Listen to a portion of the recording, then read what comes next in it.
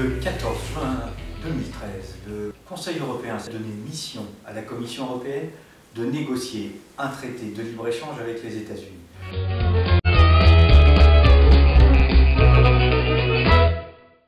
Qu'est-ce qu'il y a dans ce partenariat? Quand on veut le savoir, quand les députés européens veulent le savoir, on leur oppose le secret total de la négociation.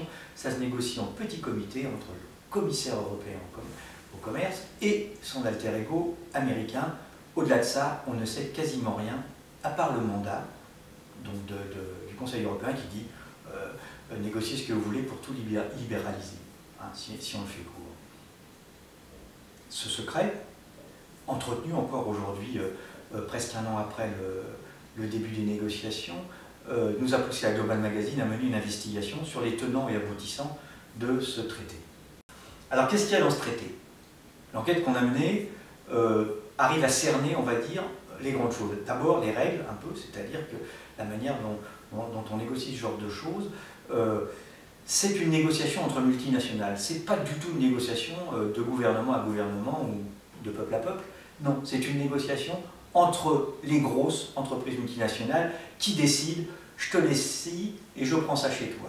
Très clairement, ce qui se dessine, c'est l'accès pour le marché américain aux grosses entreprises européennes de banques, d'assurance, de téléphonie, tout ce qui est accès aux appels d'offres publics américains aujourd'hui fermés pour le BTP, pour on va dire tous les services que j'ai décrits, plus aussi les transports.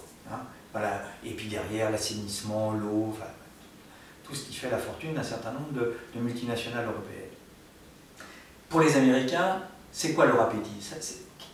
Où est le deal?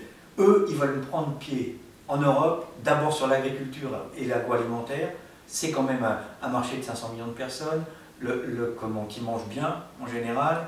On n'est pas dans les pays pauvres, et c'est là où se font les plus gros bénéfices. Hein. On mange 3 fois par jour, c'est inépuisable comme marché. Jusqu'à maintenant, on va dire le bénéfice, l'importance de la politique européenne en matière agricole et agroalimentaire a protégé relativement bien ce marché, c'est-à-dire qu'on a quand même majoritairement un commerce de proximité entre l'aliment produit dans les campagnes et au moment où il arrive dans l'assiette.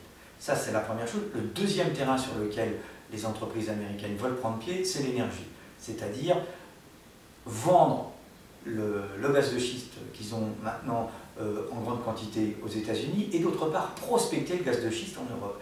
Ils veulent aller forer partout. C'est très clairement exprimé par les patrons chevrons dans leurs recommandations à Obama. L'enquête qu'on a menée, on a les documents, on le prouve.